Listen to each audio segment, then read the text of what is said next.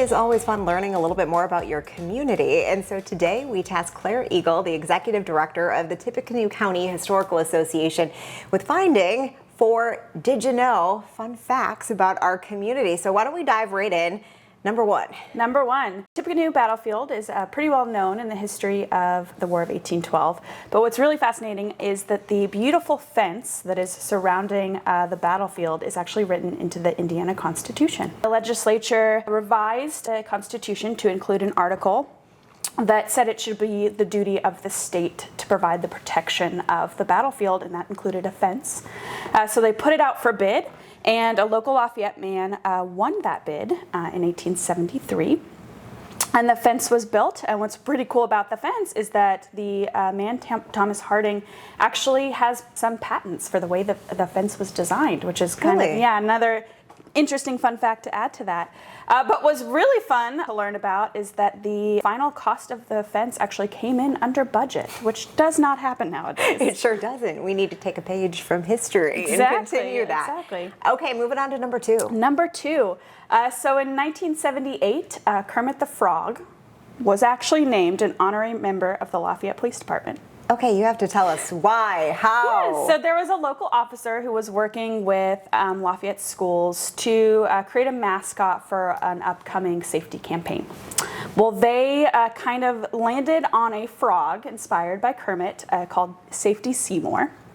And when the Muppets heard about this, they were so excited, and Kermit the Frog acknowledged Seymour as his cousin. And not only that, but the Lafayette Police Department sent Kermit a badge and a hat, and Kermit sent back a picture in his badge and hat. So an honorary member for life. This is going to be great fodder around the water cooler to talk about the Kermit connection. All right, moving on to number 3. So in the early 50s, Operation Skywatch was initiated, led by the United States Air Force. And what it was is observation towers were built throughout kind of rural America. And the goal of these observation towers were that people would do shifts on them and watch the sky for enemy planes in hopes to protect the United States. But the first observation tower and the first commissioned post was actually right here in Cairo in Tippecanoe County. And finally, number 4. Number 4. So just as we have festivals and such downtown to bring business in and customers in to our wonderful downtown, they did the same thing in the late 1800s. They had a man who was kind of a well-known stuntman of the time come in and walk 500 miles around the Tippecanoe County Courthouse.